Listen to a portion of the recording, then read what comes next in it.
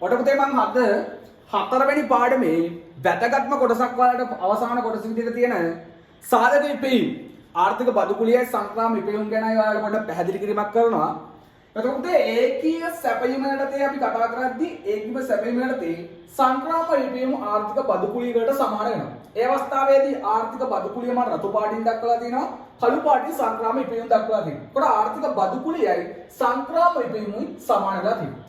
पूर्ण अनन्य सැපයුම් අවස්ථාවක් ගත්තොත් සම්පූර්ණ ඉපයුම ආර්ථික බදුකුලිය කියලා අපි ගන්නවා. ඒකට ආර්ථික බදුකුලිය මම රතු පෑනෙන් දක්වලා තියෙනවා. ඒකට සම්පූර්ණ ඉපයුම ආර්ථික බදුකුලිය.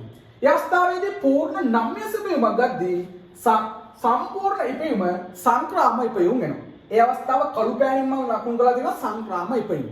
ඊට පස්සේ අනම්‍ය සැපයුම් අවස්ථාවක් ගත්තොත් වැඩි කොටසක් ආර්ථික බදුකුලිය වෙන අතර අඩු කොටසක් මොකද්ද වෙන්නේ පුතේ සංක්‍රාම ඉපයුම් වෙනවා. ඒකට රතු පෑනෙන් මම වැඩි කොටස ලකුණු කරලා තියෙනවා ආර්ථික බදුකුලිය සංක්‍රාම ඉපයුම් කළු පාටින් මම ලකුණු කරලා තියෙනවා.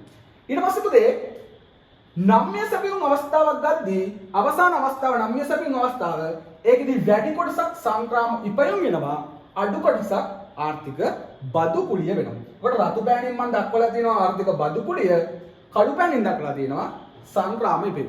ඔය විදිහට පුතේ සාධක ඉපයුම් නම්‍යතා අවස්ථා පහ යටතේ අපිට විග්‍රහ කරන්න පුළුවන්.